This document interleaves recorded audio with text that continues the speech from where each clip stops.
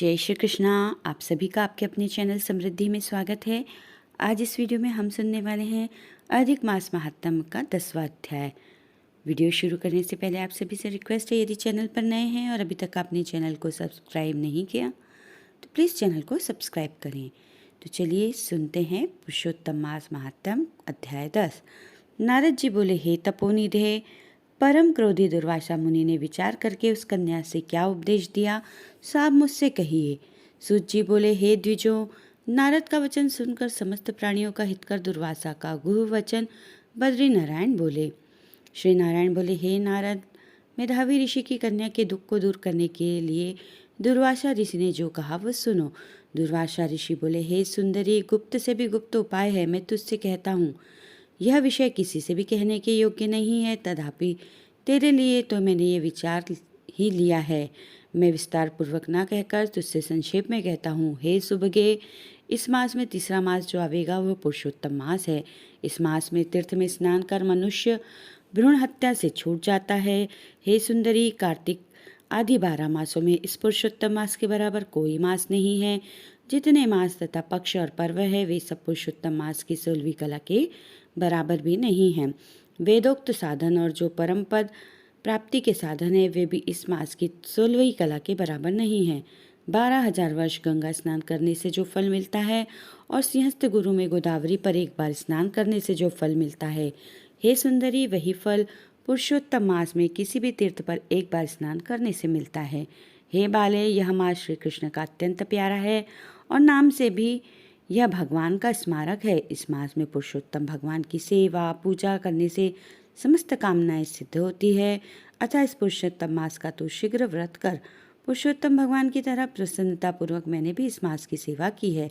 एक समय क्रोध में मैंने अम्बरीश राजा को भस्म करने के लिए अर्थकृत्या भेजी थी। सो हे बाले, तब हरि ने जलता हुआ सुदर्शन चक्र मुझको ही भस्म करने के लिए उसी समय मेरे पास भेजा। तब पुरुषोत्तम मास के प्रभाव से ही वह चक्र हट गया। हे सुंदरी, वह चक्र त्रैलोक्य को भस्म करने का सामर्थ्य रखने वाला जब मेरे पास आकर खाली चला गया तब मुझे बड़ा विस्मय हुआ। इसलिए हे सुभगे, तू श्री पुरुषोत्तम मास का व्रत कर। इस प्रकार मुनि की कन्या को कहकर दुर्वासा ऋषि ने विराम लिया। श्री कृष्ण बोले, हे राजन, दुर्वासा का वचन सुन भावों की प्रबलता के कारण असूया से प्रेरित वह कन्या मूर्खतावश दुर्वासा से बोली। बाला बोली, हे ब्रह्मन, हे मुने, आपने जो कहा वह मुझे रुचता नहीं है। माघ आदि मास कैसे कुछ भी फल देने वाले नहीं हैं। कार्तिक मास कम है, ऐसा आप कैसे कह सकते हैं? सो कहिए, वैशाख मास सेवित हुआ क्या इच्छित कामों को नहीं देता? सदाशिव आदि से लेकर सब देवता सेवा करने पर क्या फल नहीं देते हैं? अथवा पृथ्वी पर प्रत्यक्ष देव सूर्य और जगत की माता देवी क्या सब कामनाओं को देने वाली नहीं है? श्री गणेश क्या सेवा पाकर इच्छित वर नहीं देते हैं? व्यतिपात आदि योगों को और शर्व आदि देवताओं को भी सबको उल्लंघन करके पुरुषोत्तम मास की प्रशंसा करते, क्या आपको लज्जा नहीं आती? यह मास तो बड़ा मलिन और सब कामों में निंदित है। हे मुने, इस रवि की संक्रांति से रहित मास को आप श्रेष्ठ कैसे कह सकते हैं? सब दुखों को छुड़ाने वाले परम श्री हरि को मैं जानती हूँ। हे देव, दिन रात श्री हरि का चिंतन करती मैं जानकी पति राम और पार्वती पति शंकर के सिवाय और किसी को नहीं देखती हूँ। हे विपेंद्र, अन्य कोई भी देवता ऐसा नहीं है जो मेरे दुख को दूर करे। अतः हे मुने, इन सब फलदाताओं को छोड़कर कैसे इस मलमास की स्तुति आप कर रहे हो?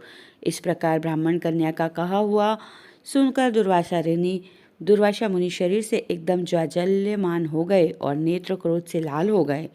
इस प्रकार क्रोध आने पर भी कृपा करके मित्र की कन्या को श्राप नहीं दिया और सोचने लगी कि यह मूर्खा है, हित अहित को नहीं जानती है, अभी बुद्धि इसकी पूर्ण नहीं है। पुरुषोत्तम मास के महात्म्य का विद्वानों को भी पता नहीं है, तो थोड़ी बुद्धि वाली पुरुष और विशेष करके कुमारियों को तो हो ही कहाँ से सकता है।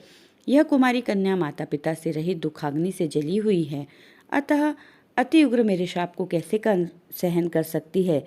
इस प्रकार सोचकर कृपा से मन में उठे क्रोध को शांत किया और स्वस्थ होकर दुर्वासा मुनि उस अति विहल कन्या से बोले। दुर्वासा बोले, हे मित्र पुत्री, तेरे ऊपर मेरा कुछ भी क्रोध नहीं है। हे निर्भाग्य, जो तेरे मन में आवे वैसा ही कर।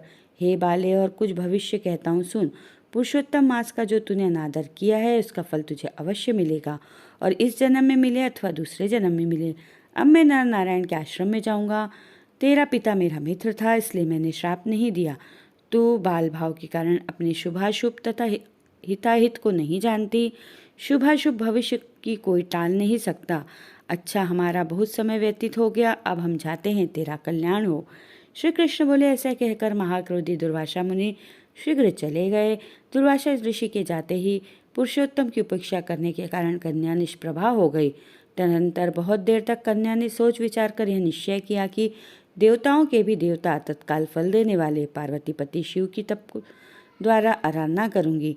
हे नृप, मेधावी ऋषि की कन्या ने मन में इस प्रकार निश्चय करके अपने आश्रम में ही रहकर भगवान शंकर के कठिन तप करने को तत्पर हो गई। सूत जी बोले। बहुत फलों के दाता लक्ष्मीपति को और वैसे ही सावित्रीपति ब्रह्मा को छोड़कर एवं दुर्वासा के प्रबल वचन की निंदा कर वह ऋषि कन्या अपने आश्रम में ही अंधक को मारने वाले शंकर की सेवा के लिए तत्पर हो गई। इति श्री बृहन्नारदीय पुरुषोत्तम मास महात्म्ये 10वां अध्याय। बोले पुरुषोत्तम भगवान की जय, विष्णु भगवान की जय। वीडियो अच्छा लगे तो प्लीज़ लाइक करें, फ्रेंड्स और फैमिली में शेयर करें। चैनल पर यदि नए हैं तो प्लीज़ चैनल को सब्सक्राइब करें, साथ ही बेल आइकन को ज़रूर प्रेस करें, जिससे आगे आने वाले नए वीडियो का नोटिफिकेशन आप तक सबसे पहले पहुँचे और अधिक मास से जुड़े हुए वीडियो आपको समय समय पर मिलते रहे। तो मिलेंगे अगले अध्याय के साथ, तब तक के लिए जय श्री कृष्णा, राधे राधे।